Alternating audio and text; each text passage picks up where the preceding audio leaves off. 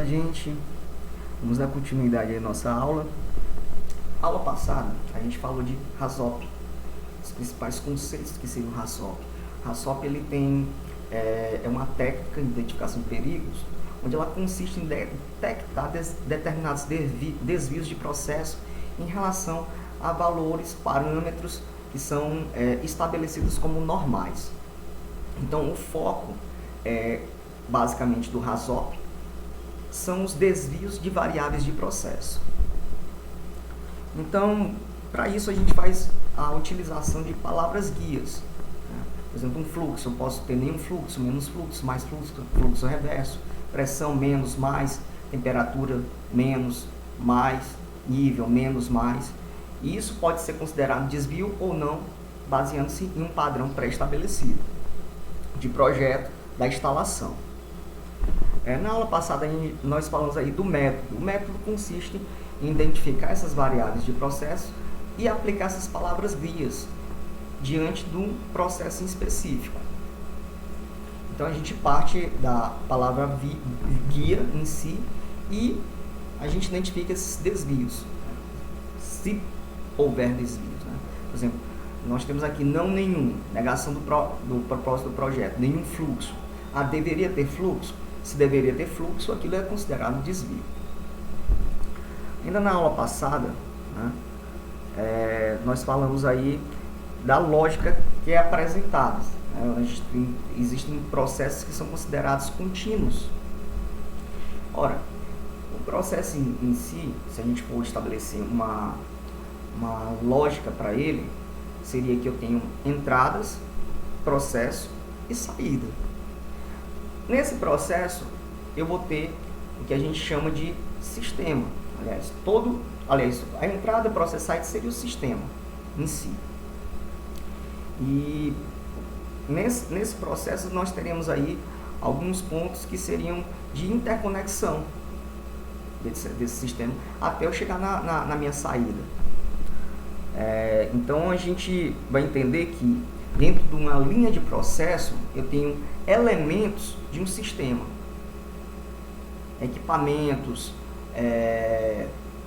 enfim, sensores que vão nos dar aí parâmetros para a gente estabelecer o nosso RASOP, dizer se há um desvio ou não baseado nesses parâmetros. Alguns exemplos de equipamento: torres, reatores, vasos, bombas, válvulas, sensores, permutadores de calor, são chamados elementos de linha.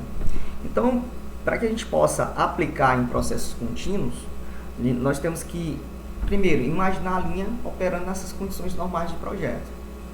Selecionar determinadas variáveis de processo, para que a gente possa aplicar as palavras guias e identificar os desvios. Uma vez que a gente faz a etapa A e a etapa B, a gente pode determinar as causas dos desvios perigosos. Por que que não está tendo fluxo? Por que a temperatura está normal? Enfim, nós podemos fazer uma avaliação qualitativa e as consequências desses desvios perigosos. A viscosidade no óleo está alta, aliás, está baixa. Consequentemente, eu vou ter problemas nos rolamentos do motor. Enfim, a intensidade de corrente não é necessária para alimentar o processo, então está acima. Consequentemente, vou ter um aumento na temperatura dos condutores ou nos enrolamentos do motor. Corrente nominal está fora do normal, corrente de partida fora do normal. Enfim, verificar se há meios para o operador tomar um conhecimento do que é o desvio perigoso, que o desvio perigoso está ocorrendo. E aí quando a gente faz uso dos sensores, equipamentos de medição, de aferição. Estabelecer medidas de controle de risco e de controle de emergência. Uma vez que existe a possibilidade de haver um desvio, eu tenho que ter medidas de controle e de emergência. Olha o quanto isso é importante. Muitas vezes você tem uma linha de produção completa e você não estabelece nenhum vamos dizer assim, meio, técnica para identificar os perigos, identificar os desvios e estabelecer medidas de controle. Ficamos tão somente ligados numa manutenção corretiva, por exemplo. Quebrou determinado equipamento, a gente não sabe nem o porquê. Aliás, sabe porquê na hora, porque quebrou, enfim, faz a troca. Isso aqui é muito importante no sentido da prevenção. Selecionar outra variável de processo se aplicar-lhes as palavras guia. Então, assim, você acha um desvio e parte para outro. Analisar as linhas, selecionando os equipamentos, aplica-se palavras guias e as funções para eles exercidas e as suas variáveis de processo. E a gente tem aqui também a aplicação para processos descontínuos, onde a gente vai selecionar um passo da operação descontínua. Geralmente a gente vai ter um procedimento específico. O procedimento ele é essencial para a eficácia do RASOP. Então, essas sentenças elas devem ser iniciadas por verbos no imperativo e no infinitivo. Devem ser curtas e restringir-se àquela ação pretendida. Então, tentando evitar que esse procedimento se torne algo como se fosse uma cartilha, um livro, né? Uma apostila.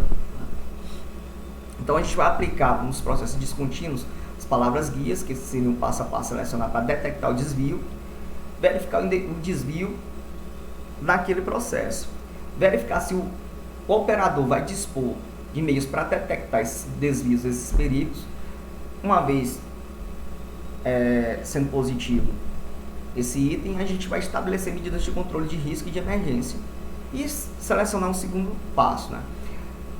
O RASOP ele pode ter técnicas complementares para isso, por exemplo, um brainstorm, ou seja, a tempestade de ideias, onde as pessoas elas vão expor suas ideias de maneira aleatória. Depois a gente vai estar selecionando aí o que mais se aplica, certo? Mas a princípio a gente vai estar fazendo um jogo de ideias, as pessoas vão dizer o que possivelmente seriam os desvios.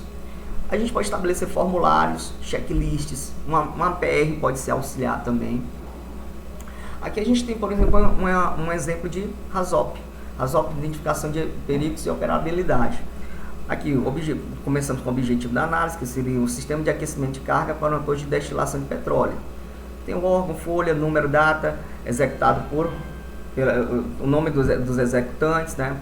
A variável palavra guia, seria no caso a vazão, né? Eu teria aqui nenhum desvio, ausência de fluxo, causa bloqueio indevido. As consequências, superaquecimento com possibilidade de rompimento de tubos do forno. Medidas de controle de risco de emergência, está lá alarme de vazão baixa, ou seja, o operador ele tem algo que sinaliza para ele que está havendo desvio. Elaborar procedimento operacional, ou seja, eu entender o processo e saber como executar a medida de controle de emergência. Instalar sistema para o corte de combustível por ocorrência de vazão baixa nos tubos do forno. E, consequentemente, levaria ao superaquecimento e o rompimento dos tubos do forno. Enfim, e também o desarme da bomba de carga por corrente elevada do motor, que seriam as consequências. Então, aqui a gente tem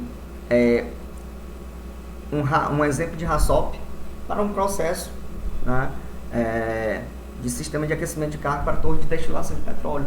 Isso pode ser aplicado para os mais diversos processos dentro da indústria, dentro da construção civil, também no hospital, enfim, na indústria farmacêutica, alimentícia, seja do que for, certo? E aqui a gente termina a aula de hoje da gente. Lembrando, RASOP, identificação desses desvios, palavras guias. A gente pode estar tendo essa associação direta, né? E aí a gente vai ter aplicação dentro de processos contínuos e descontínuos, tá bom? Até a próxima, gente.